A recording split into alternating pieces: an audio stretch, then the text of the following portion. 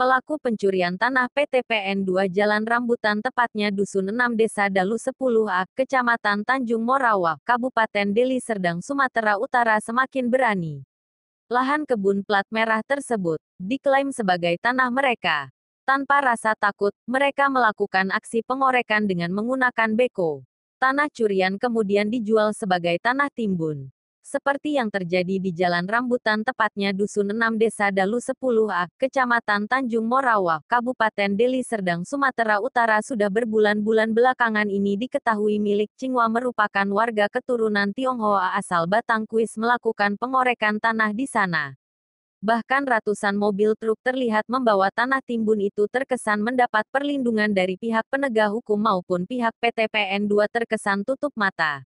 Saban harinya, ratusan dam truk berbadan besar mengangkut tanah dari lokasi pengorekan yang berada persis di sekeliling kebun. Akibat aksi nekat pelaku pencurian tanah ini, pihak kebun pun terlihat kalang kabut dibuatnya. Gawatnya, pejabat PT PN2 mulai tingkat direksi maupun di bawah kekuasaan Irwan Perangin-Angin yang disebut-sebut sebagai paling bertanggung jawab terlihat hanya begong. Bahkan General Manager PT PN2 Rayon Triwahyudi saat dikonfirmasi tentang lahan tersebut berdalih lahan yang dijadikan lokasi galian C itu sudah ex-hak guna usaha yang sudah ada pelepasannya dari BPN Deli Serdang. Bapak sebagai warga Dalu 10 ini terhadap aktivitas korean ini, Pak? Ya menurut saya sangat merugikan bagi masyarakat karena akses jalan jadi rusak dan pengendara pun merasa terganggu akibat truk-truk besar seperti ini. Bisa mengakibatkan kecelakaan juga.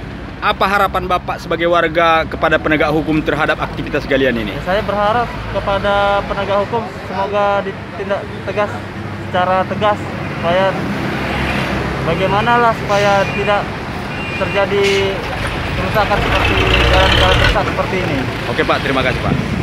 Namun sebelumnya sejumlah pihak keamanan kantor direksi PT PN2 melakukan pelarangan adanya galian milik Cingwa. Salah satu pihak keamanan kebun sempat bercerita kalau areal itu masih dalam HGU tapi nomor berapa HGU-nya saya kurang ingat.